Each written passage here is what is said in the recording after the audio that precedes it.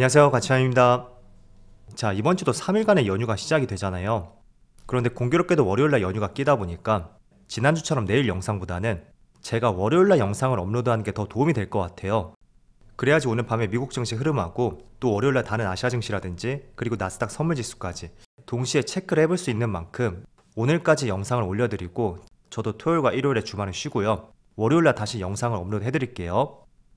자, 일단 코스피의 흐름을 보면 오늘 그렇게 흐름이 좋지는 않았어요. 그렇지만 종가만 비교해 본다면 그래도 나름대로 선방을 하지 않았나, 저는 이렇게 생각을 하고 있습니다.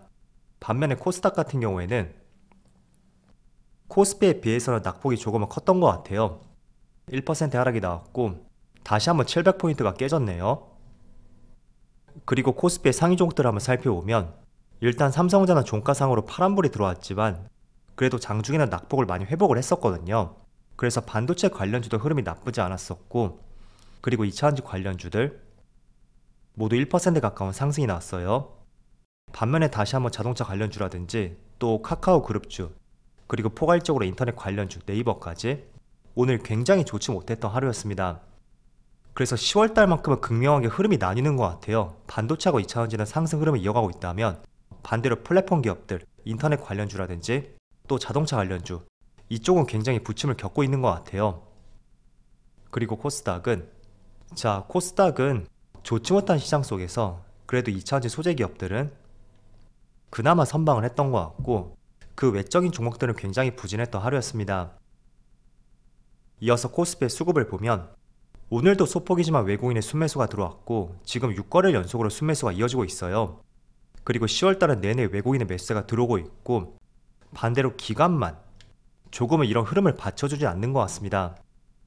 그리고 반대로 코스닥은 오늘 외국인의 많은 순매도가 있었고 기관도 마찬가지로 매도세를 보여주었네요. 자, 그리고 삼성전자 오늘도 다시 한번 외국인의 순매수가 들어왔고 마찬가지로 이번 달 내내 계속 매수가 이어지고 있어요. 그리고 연기금도 꾸준히 매수가 들어오고 있죠. 아울러서 하이닉스는 다시 한번 9만원을 회복을 했고 마찬가지로 외국인의 매수가 꾸준히 들어오고 있습니다. 확실히 반도체는 외국인의 수급이 개선이 된 것 같고요.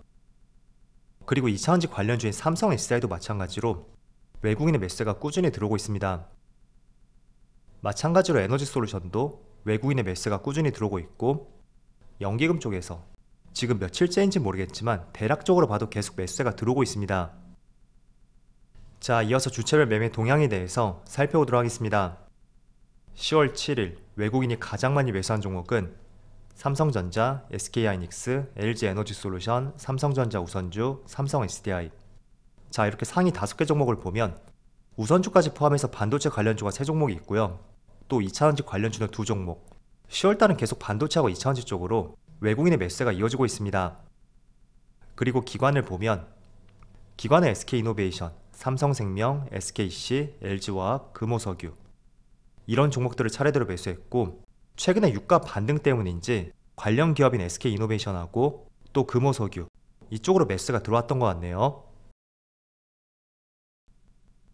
자, 이어서 해외 증시를 보면 어제 다시 한번 미국 증시가 조금은 좋지 못한 모습을 보여주었어요.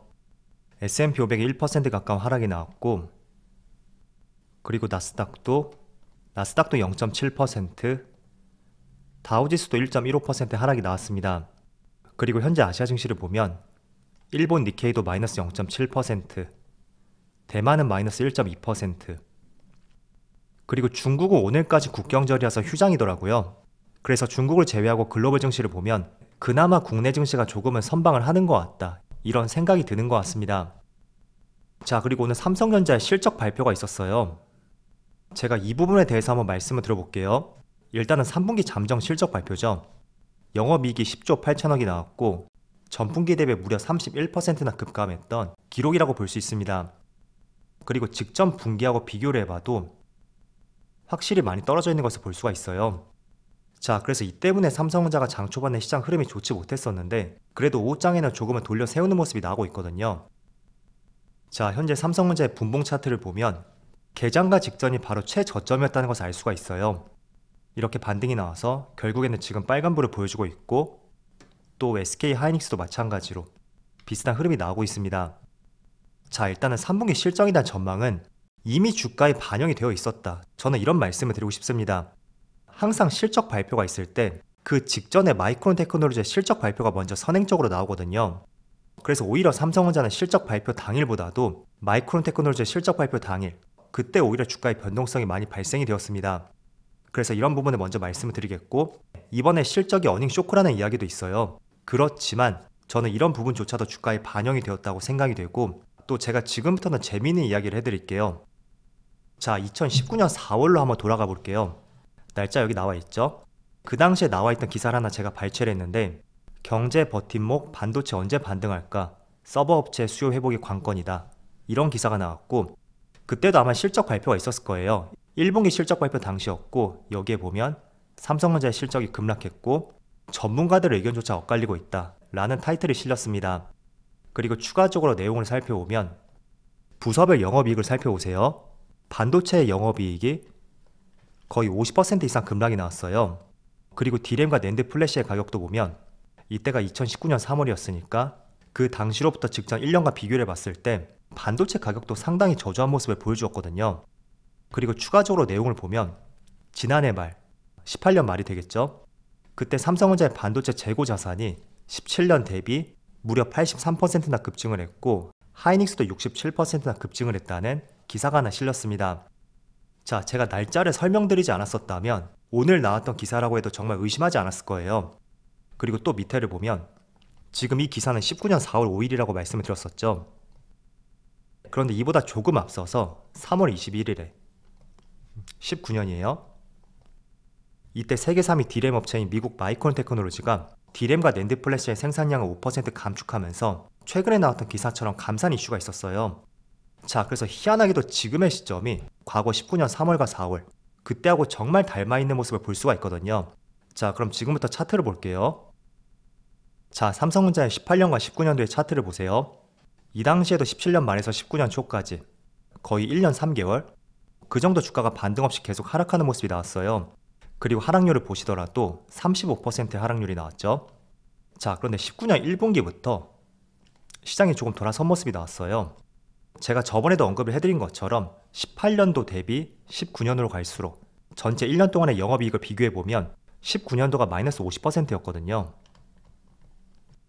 그런데도 주가는 이렇게 큰 상승이 나왔었죠. 그런데 그 트리거가 뭐였냐면 바로 마이크론 테크놀로지의 감산 이슈, 그게 시장의 트리거로 작용이 되었고 이렇게 코로나 이슈가 나오기 전까지 오히려 고점을 갱신하면서 1년 동안 추세적인 상승이 나왔습니다.